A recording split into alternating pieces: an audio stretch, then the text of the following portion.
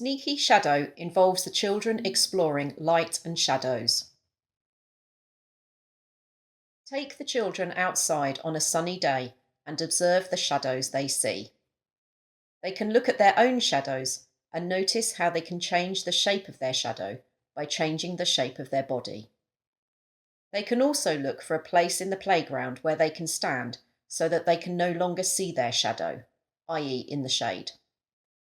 If there are clouds in the sky, they may notice that their shadows disappear when a cloud covers the sun. If it's not a sunny day, give the children a torch so they can explore making shadows on the wall using their hands. Encourage them to try and make shadows of different shapes by changing the shape of their hands and fingers. Ask the children to make their own shadow puppets to explore making shadows using a torch. To make the shadow puppets, the children will need card or thick paper, scissors, sticks to attach to the shadow puppets, sticky tack or tape. Children can explore shadows using a torch and their shadow puppets on a wall. Encourage them to try and change the size of the shadow that their puppet makes. The size of the shadow that the puppet makes on the wall can be changed by moving the puppet forward and backwards between the torch and the wall, or by moving the torch closer or further away from the puppet. Once the children have explored making shadows against a wall with their shadow puppets, ask them to make up a story using their shadow puppets. Once they have created their story, ask them to perform it for the other children using a shadow puppet theatre. You can make a shadow puppet theatre using tracing paper and a frame or cardboard box. If you're using a frame, stick the tracing paper to one side of the frame using sticky tack.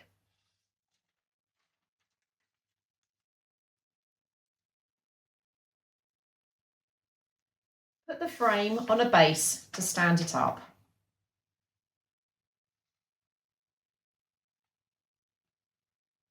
And you have your shadow puppet theatre.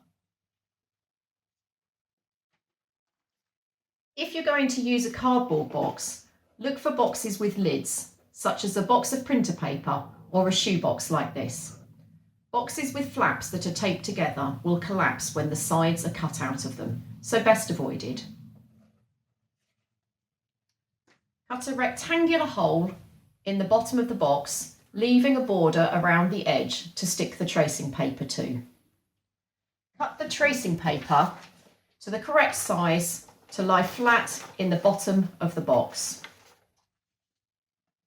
Use sticky tack to attach the tracing paper to the bottom of the box.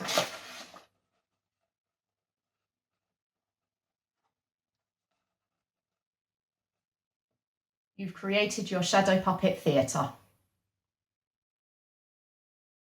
Once you have set up the shadow theatre and the children have created the puppets for their story, they will be ready to practice and perform it.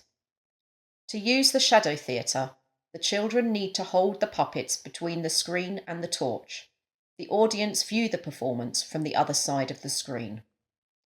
The children could also experiment with using a coloured transparent material to see if it's possible to make coloured shadows.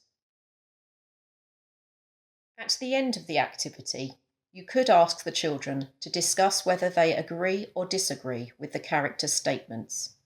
You might like to record their discussions to capture their thinking. You could ask the children to demonstrate how to change the size and shape of shadows to show what they have learnt.